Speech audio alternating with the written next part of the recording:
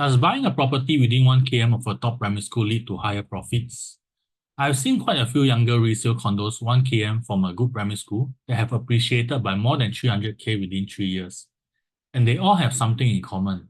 They are not just a good primary school, but they are a single-sex affiliated primary school. Hi, I'm SK, and today I want to talk about something different. This video will be especially helpful to the 80s and 90s parents, as the topic I want to talk about is not just about property, but more about education. So if you have a child that you are planning to enroll to a primary school, hopefully this video can help you along the way. So I have a child who just graduated from Mary Stella High Primary School last year, and I want to share my experience with all of you. Before I mumble about the final details, I want to explain more about primary school. What is a good primary school?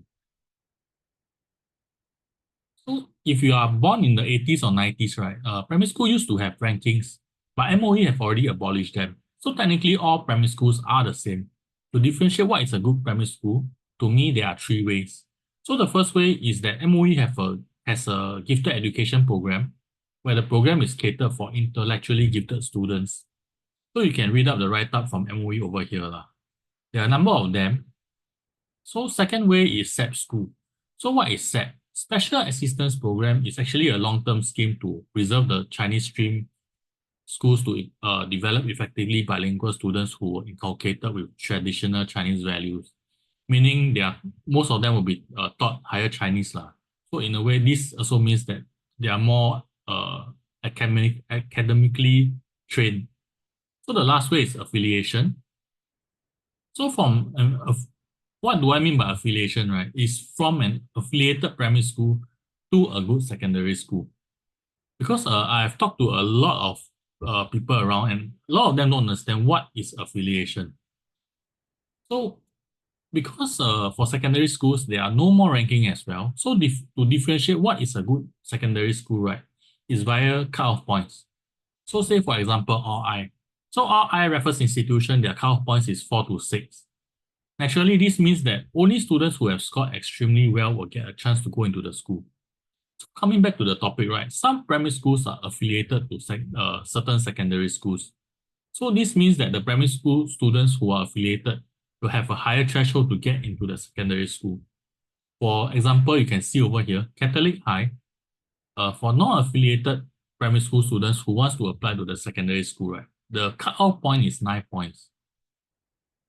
But if you see for the affiliated students, for Catholic High Primary to secondary, the cutoff is 12 points. This means that if your child studies in such a primary school, right, it gives them an additional added chance to get into the Catholic High Secondary, even if they don't score as well as the non-affiliated primary school students. Meaning if they have 10 or 11 points, they can still have this chance to apply to the Catholic High Secondary. Since 2021, MOE have changed the scoring system from aggregate to AL. So to me, this is quite scary for the parents and students.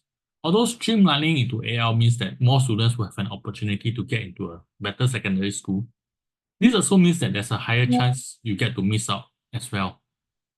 What I mean by this is, for example, right, imagine last time when you get your PSLE results. Let's say you score 245 points. You see for the year, St. Joseph Institution cutoff is maybe 245.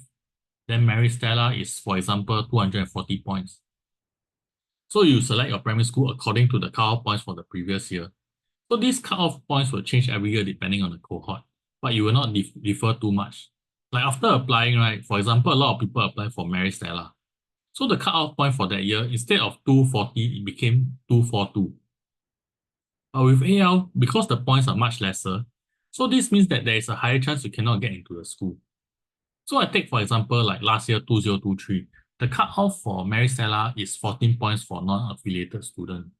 So if you are from a non-affiliated school, right, if your child scores 13 or 14 points, you would think, hey, last year was 14, so there's a high chance I can apply this year. So maybe you put Mary Stella as your first or second choice.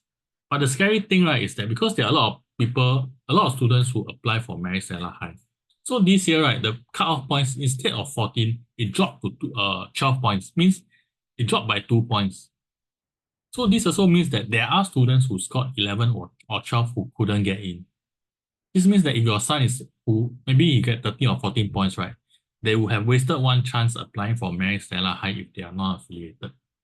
But luckily, if you are affiliated, even if you score 13 or 14 points, it still gives you the chance to get into the school because the affiliation cutoff is actually 16.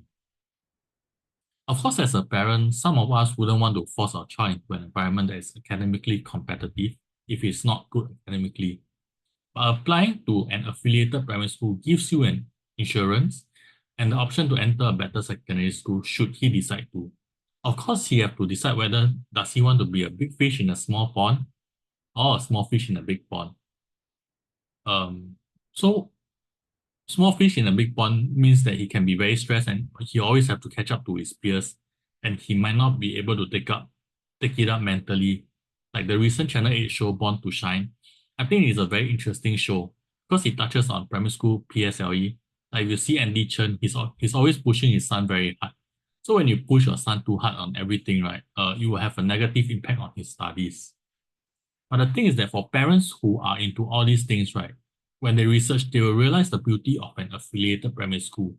Hence, when you look back into property, those properties 1 km to all these schools, right, the prices are always strong and going up. Why? The reason being, right, is not that there are 100 parents who are buying such property, but it only takes one, right, to push the price up. Because this one parent will want to buy a move-in renovated condition unit. This means that they will set a premium for such a unit, getting a benchmark for the project, helping to push the price up. When this happens, right, all the tenanted unit or the poorly maintained unit, they will also adjust the price to match the higher price unit. So this is one of the main reasons why 1 km, condos 1 km to good primary schools are always more expensive. Hopefully this video helps you understand better on primary school and PSLE selection. If you have any questions on schools as a parent or as a buyer or seller, feel free to drop me a message. Hopefully we can learn more from each other and help each other along the way.